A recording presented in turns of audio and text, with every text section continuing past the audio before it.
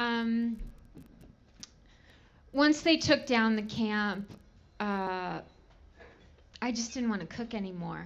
You know, there's still a kitchen off-site and everything, but I just didn't want to do it anymore.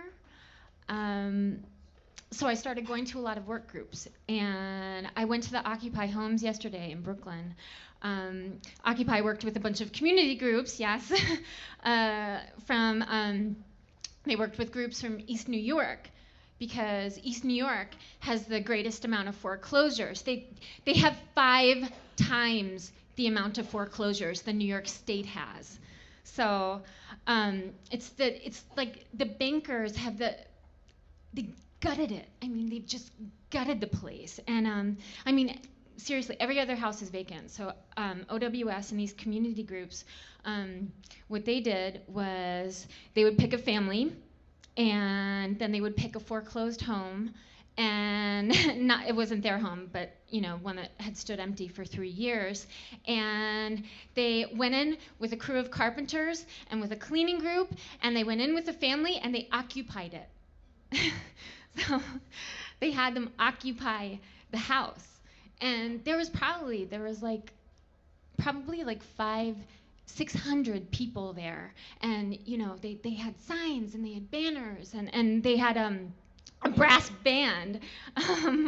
And so we stopped several houses. We would stop at houses along the way, and the people would come out and they would talk to us. They'd be like, I'm in foreclosure. I've been in foreclosure for 2 years. So we started talking to the people, and then they would tell us their stories, and then we would people's mic it. So we finally get to our destination, and we're with this family, and people brought gifts, because this councilwoman had said, she got up and she said, "We are coming with this family. We have brought housewarming gifts because that's what you do when people move in." And it was really, really this joyful day. It was yeah, they're still there. They're there with a crew. They have a round-the-clock crew.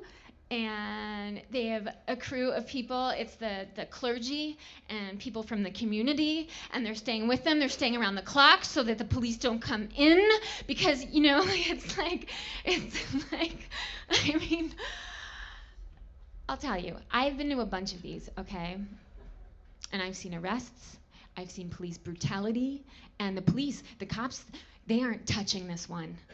They aren't going near it. And it's like, I've never in my life seen anything like it. I really don't think that I could go back to doing anything else besides this, because I feel like I've already seen too much, and it's like everybody does their part, and I just feel like, for me, I don't know how I'm doing my part. I mean, I don't know how, as an actress, I don't know how I'm doing my part.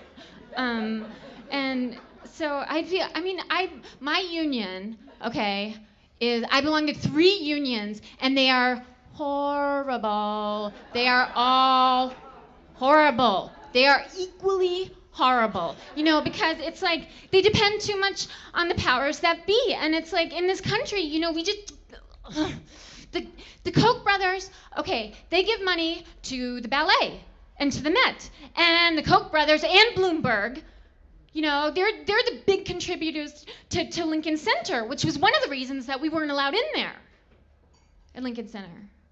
Well, that was really happening because Satyagraha, the opera, that was an opera that Philip Glass wrote, an opera about nonviolence. And so that was at the final performance. We went, and Philip Glass actually spoke.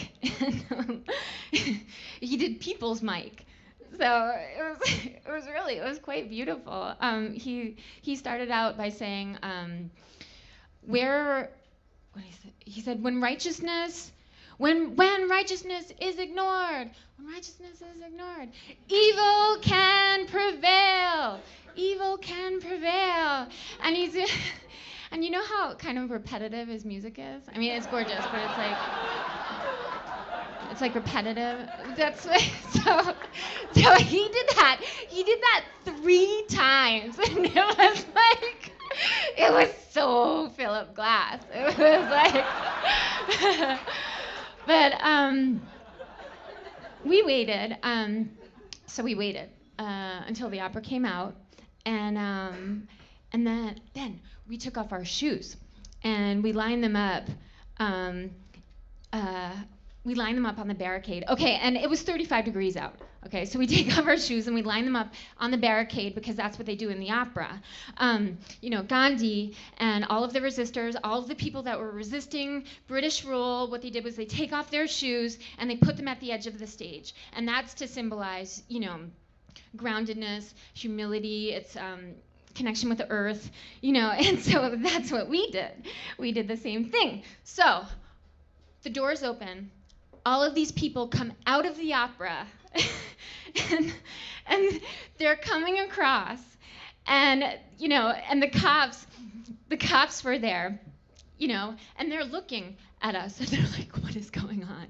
And they look like little children coming out. They're like peeking out, and they're peeking over, like, what is this? And the cops are telling them, go back, but they wouldn't. They were like, what is happening? What is happening? It was like Christmas. And so they started coming forward. And so when they were coming forward, we were like, come on, join us. And the cops are saying, no, stay back. And they kept coming, and the cops, they're not going to rough them up because they just came from the opera. So they're like, and so we're screaming, join us. And 100 people came and joined us. And that was really, it was, Satyagraha in Sanskrit, it means insist on the truth. That's what it means. And so, so much of this stuff, so much of it is like theater. It's highly symbolic, and I think the more that people see that, the more, we're marching through the neighborhood in East New York, and all of these people are coming out like, oh my God, and it was so exciting, and to go from there, to go from the opera to there. From the opera at Lincoln Center to go to East New York, it was startling in the space of